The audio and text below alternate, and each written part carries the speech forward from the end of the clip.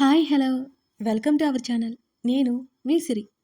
ఈరోజు మనం చెప్పుకోబోయే కథ ఏకాంత మంత్రం పార్ట్ 6. కథలోకి వెళ్ళే ముందు వీడియోని లైక్ చేసి హైప్ చేయడం మర్చిపోకండి. ఇక వచ్చేయండి. వెంటనే సాహితికి కాల్ చేశాడు అర్జున్. ఏడుస్తోంది అతన్ని బాధ పెట్టినందుకు. అర్జున్ నుంచి కాల్ వస్తుంటే ఏమైందో అని కాల్ గబుక్కున లిఫ్ట్ చేసింది. సాహి చిన్నగా వినిపించింది అతని గొంతు. "మ్మ్" మెల్లిగా పలికింది. "సారీ, రియల్లీ సారీ, నిన్ను చాలా ఇబ్బంది పెట్టానంటూ ఇక కట్ చేశాడు మాట్లాడలేక. ఎందుకో ఆ విషయం తట్టుకోలేకపోతున్నాడు అతను. సాహితీ అంటేనే అర్జున్ అనుకుంటూ గడిపాడు ఇన్నాళ్ళు. ఇప్పుడు ఆ సాహితీ మనసులో తనకేమాత్రం స్థానం లేదు అని అతనికి అనిపిస్తూ ఉంటే భరించడం కష్టంగా ఉంది అతనికి. ఆ రాత్రి ఇద్దరికీ భారంగా గడిచింది. కలలు కన్నాను చెలి, నీతో కలకాలం కలిసుండాలని. చెదిరిన కల గుండెకు గాయం చేస్తోందని అప్పుడే తెలిసి ఉంటే నువ్వు నేను మనం అనుకుంటానా? అర్జున్ సాహితీ మాట్లాడుకుని నెల రోజులైంది. అర్జున్ మామూలుగా ఉన్నాడు. సాహితీ ఎప్పట్లానే ఉంది. తన కోర్స్ కూడా అయిపోవడంతో ఇన్స్టిట్యూట్కి వెళ్ళడం కూడా మానేసింది సాహితీ.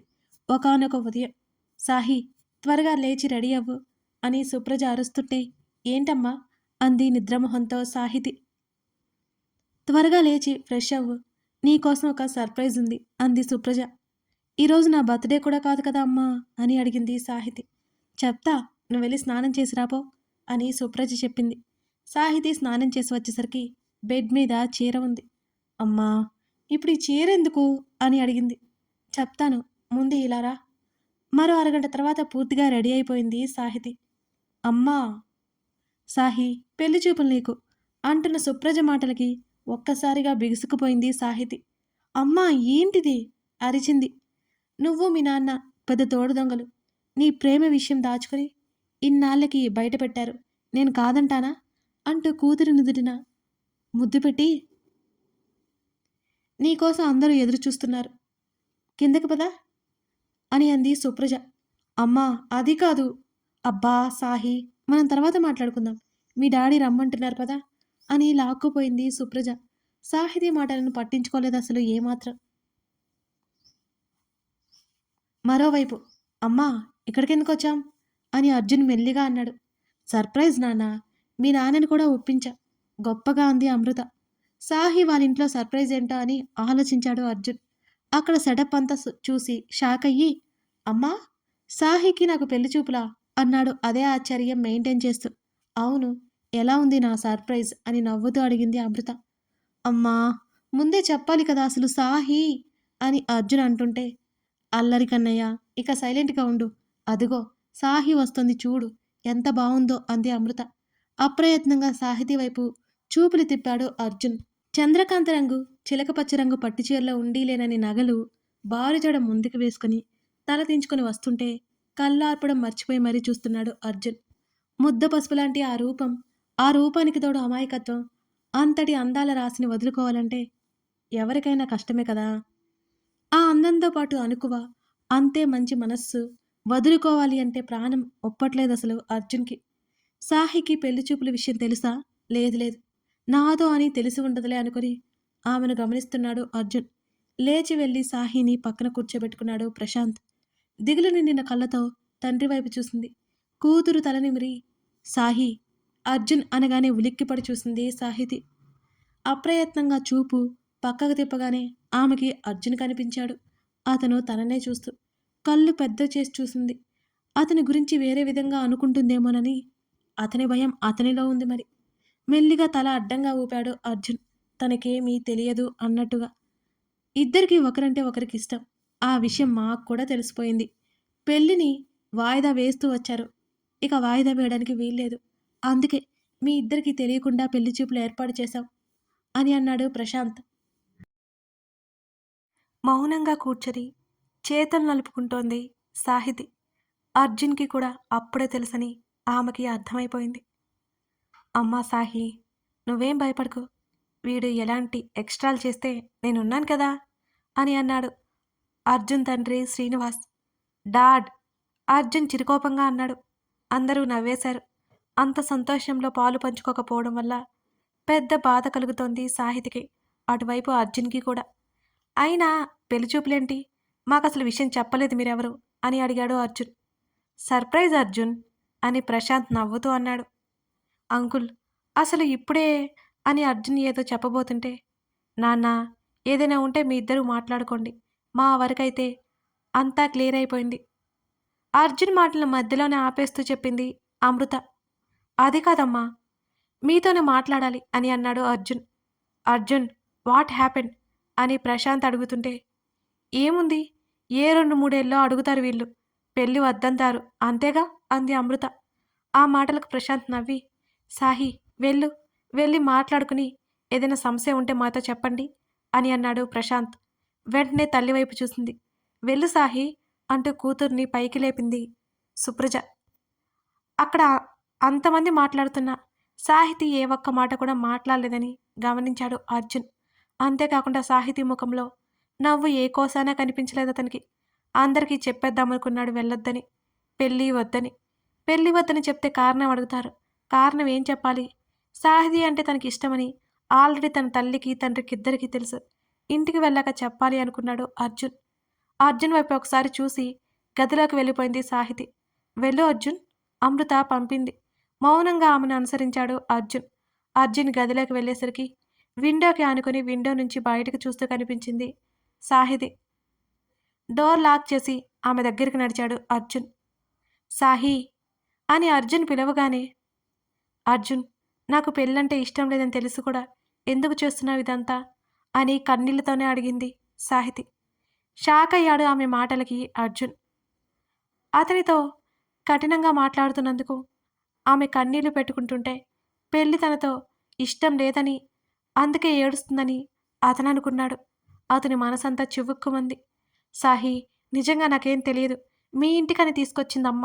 నేను ఇదంతా చూసి షాక్ అయ్యాను. నమ్మకం లేదా నా మీద అని ఒక్కింత దిగులుతో అడిగాడు అర్జున్. నిన్ను ఎలా నమ్మాలసలు? నీతో పెళ్ళి ఇష్టం లేదు అని అంత క్లియర్గా చెప్పినా సరే ఈరోజు పెళ్లి చూపులకొచ్చేసా అని ఏడుస్తూ అడిగింది సాహితి.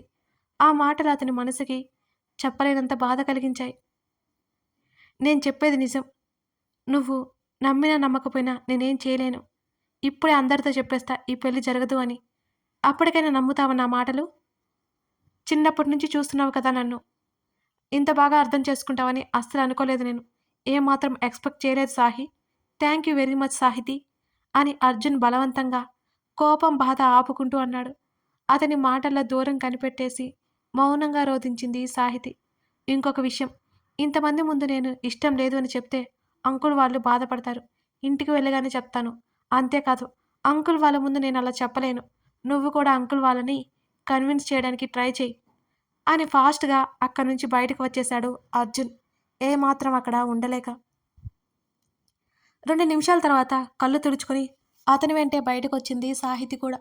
అక్కడే ఆగిపోయి ఉన్న అర్జున్ని చూస్తూ ఎందుకు నిలబడ్డాడో అర్థం కాక అతని దగ్గరికి వెళ్ళింది సాహితి. అర్జున్ చూసిన వైపు చూడగానే ఆమె కళ్ళు ఒక్కసారిగా పెద్దవయ్యాయి. అప్పటికే పంతులు గారున్నారక్కడ. తాంబూలాలు కూడా అందుకున్నారు. అంత త్వరగా ఇదంతా చేస్తారని ఆ ఇద్దరు ఏమాత్రం ఎక్స్‌పెక్ట్ చేయలేదు. సాహితి వైపు చూసి నాకేం తెలీదన్నట్టు అడ్డంగా తల ఊపాడు అర్జున్. వెంటనే అతని నుంచి ముఖం తిప్పుకుంది సాహితి. ఇంటికి వెళ్ళాక నేను మాట్లాడతాను అన్నాడు అర్జున్. వద్దు అంది. అర్జున్ అయోమయంగా ఆమె వైపు చూస్తుంటే నేనే మాట్లాడతానంది. తను మాట్లాడడమే కరెక్ట్ అని. వాళ్ళిద్దరినీ చూసిన అమృత తీసుకెళ్లి ఆమెకి చెరోవైపున కూర్చోబెట్టుకుంది. మీ ఇద్దరికీ అభ్యంతరం లేదు కదా అని శ్రీనివాస్ అడిగాడు. డాడీ అది అని అర్జున్ చెబుతుంటే సాహికి అయితే అభ్యంతరం లేదు. ఏరా సాహి నిజమే కదా? కూతురు వైపు చూసి నవ్వుతూ కళ్ళాగరేశాడు ప్రశాంత్. బలవంతంగా నవ్వింది తండ్రిని చూస్తూ. అక్కడంతా అయోమయంగా అనిపిస్తోంది అర్జున్కి. అర్జున్కి కూడా ఏ ఇబ్బంది లేదు అన్నయ్య వెంటనే చెప్పింది అమృత. సాహి మాట్లాడతాను అని అంది కాబట్టి అతను ఎక్కువ మాట్లాడలేదు. మౌనంగా ఉన్నాడు.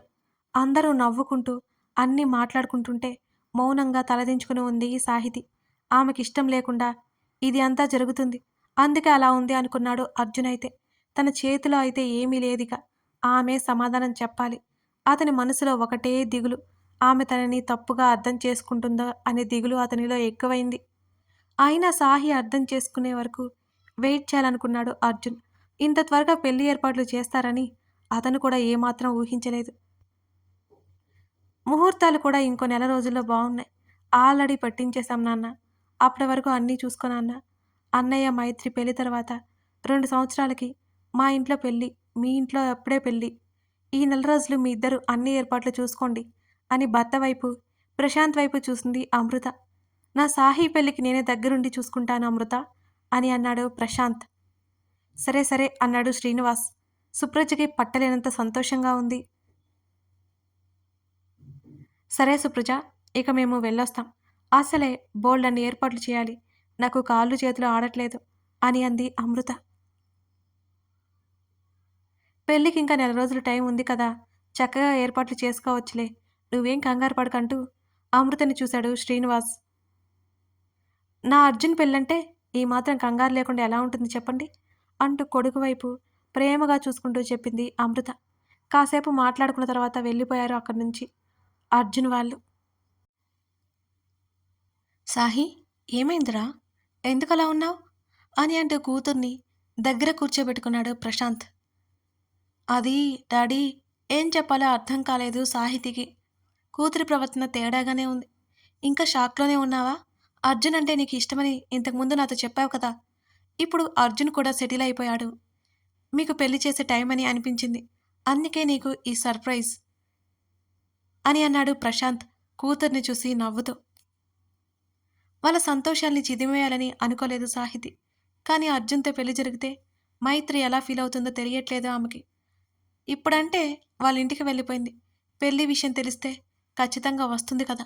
ఆలోచనలో ఉండగానే సుప్రజ వచ్చి కూతురికి దిష్టి తీసింది. సాహి, టిఫిన్ కూడా చేయలేదు కదా! అమృత గడియలు దాటిపోతాయని పంతులు గారు చెప్పారు. అందుకే ఇంత తొందరగా చేసేశాం. ఉదయాన్నే పెళ్లి చూపులు ఏర్పాట్లు చేశాం అని చెప్తూ టిఫిన్ తినిపించింది కూతురికి సుప్రజ. ఇంకా ముభావంగా ఉంటే తల్లిదండ్రులకి అనుమానం వస్తుందని, అంతేకాకుండా 2 సంవత్సరాల క్రితం అర్జున్ అంటే ఇష్టమని తన తండ్రితో కూడా తనే చెప్పింది. ఇప్పుడు పెళ్ళొద్దంటే కారణం ఏం చెప్పాలో తెలియట్లేదు సాహితికి. అర్జున్‌తో పెళ్లి అని ఏ దిగులు లేకుండా ఉన్నారు తన తల్లిదండ్రులు. ఏం చేయాలి తనిప్పుడు? ఏం చేయాలి? టిఫిన్ చేసి గదిలోకి వెళ్ళి ఫ్రెష్ అయ్యి బెడ్ మీద వాలింది సాహితి. తన మాటలకి అర్జున్ ఎంత బాధపడిపోయి ఉంటాడో. ఇప్పుడు కూడా తనకి ఇష్టం లేదని అతను మదనపడుతూ ఉండి ఉంటాడు. అర్జున్ అంటే తనకి ఇష్టమని డాడీ మాటల్లో తెలిసిపోయిందా ఏంటి? ఇష్టం ఉండి ఎందుకు పెళ్లి వద్దు అంటున్నావు అని నిలదీస్తే ఏం చెప్పాలి? ఎన్నో ఆలోచనల చట్రంలో ఇరుక్కుపోయింది సాహితి. వ్యక్తికి, పరిస్థితులకి మించిన ఆలోచనలు ఆ మనిషికి, మనసుకి ఎంతో ప్రమాదకరం. అవి పద్మవ్యూహం లాంటివి. వాటి నుంచి బయటపడ్డం అంత సులువు కాదు. ఒక్కసారి మనసుని కమ్మేసిన ఆ భయాల నుంచి బయటికి రావడానికి ఎంతో కొంత ధైర్యం చేయాలి. లేకపోతే మనుగడ కష్టమైపోతుంది. పెళ్లి ఏర్పాట్లు జరుగుతున్నాయి. ఏమీ అర్థం కావడం లేదు సాహితికి. ఎలా ఈ పెళ్లి ఆపాలి? మైత్రికి ఇంకా విషయం తెలుసో లేదో కూడా తెలియట్లేదు. తెలిస్తే ఇంత మౌనంగా ఎందుకుంది? నైట్ బాల్కనీలో తిరుగుతోంది సాహితి. ఆమెను చూశాడు అర్జున్. ఆమెకి కాల్ చేశాడు ఉండబట్టలేక. పాకెట్లో ఉన్న ఫోన్ చేతుల్లోకి తీసుకుని అర్జున్ నేమ్ చూడగానే సాహితి కంగారు పడింది. అదే టైంలో చూడకుండా కాల్ లిఫ్ట్ చేసింది సాహితి కూడా. హలో అంది లోగొంతుకతో. సాహి, నీతో మాట్లాడాలి అని అర్జున్ చెప్పాడు. ఇప్పుడా అంది షాక్ అవుతూ. ఎస్, ఇప్పుడే అన్నాడు అర్జున్ కూడా కాస్త గట్టిగానే. ఉహుం, రేపు మాట్లాడుకుందాం అర్జున్. ఇప్పుడు రాత్రి అయిపోయింది కదా అని చెప్పింది సాహితి కంగారుగా. సాహి, అందరి ముందు కుదరదు. ఇప్పుడే మాట్లాడాలి అంతే అన్నాడు అదే బేస్ వాయిస్తో. మారిన అతని గొంతును గమనించి ఎంత సీరియస్ విషయమో అనుకుని సరే కిందకి రానా అంది సాహితి. అవసరం లేదు. టెర్రస్ నుంచి కిందకు వచ్చే స్టెప్స్ దగ్గర డోర్ లాక్ చేయి అని అన్నాడు అర్జున్. అర్జున్, ఎవరైనా చూస్తే బాగోదు. అవసరమా? కావాలంటే ఫోన్లో చెప్పు అంది సాహితి. కోపం తెప్పించకు సాహి అని గట్టిగా అన్నాడు అర్జున్. బిక్క మొహమేసి సరే రా అర్జున్ అని చెప్పింది దారికొస్తూ సాహితి. కాల్ కట్ చేసి టెర్రస్ మీదకి వెళ్ళి సాహితి వాళ్ళ ఇంటి టెర్రస్ మీదకి జంప్ చేసి స్టెప్స్ దిగి నేరుగా కిందకి వెళ్ళాడు అర్జున్. మెట్ల దగ్గరే ఉన్న సాహితి అర్జున్ని చూసి లాక్ ఓపెన్ చేసి గేటు తెరిచింది. అర్జున్ రాగానే, "ఇక్కడ వద్దు అర్జున్, అమ్మ చూస్తే అంతే సంగతి" అని భయంగా చెప్పింది. నాకు ఎక్కడైనా ఓకే అన్నాడు. అతన్నొకసారి కోపంగా చూసి ముందుకు కదిలింది. ఏమాత్రం పట్టించుకోలేదు అర్జున్. రూమ్‌లోకి వెళ్ళగానే అర్జున్ వైపు బీన్ బ్యాగ్ విసిరి మౌనంగా నిలబడింది సాహితి. వాల్‌కి ఫిక్స్ చేసిన సాహితీ ఫోటో చూస్తున్నాడు అర్జున్. ఇంకా ఏం మాట్లాడకపోవడంతో. కథ కొనసాగుతోంది. ఇంత రాత్రి వేళ అర్జున్ ఎందుకు వచ్చినట్టు? సాహితీతో పెళ్ళిని అతను ఎలా క్యాన్సిల్ చేస్తాడు? ఆమె మనసులో ఉన్నది అర్జున్ తెలుసుకుంటాడా? ఇవన్నీ తెలియాలి అంటే తర్వాత భాగం కోసం మీరు చూడాల్సిందే. ఈ కథ మీకు ఎలా అనిపించిందో చెప్పడం మర్చిపోకండి. అలాగే తప్పకుండా లైక్ చేయండి. Thank you for watching this video.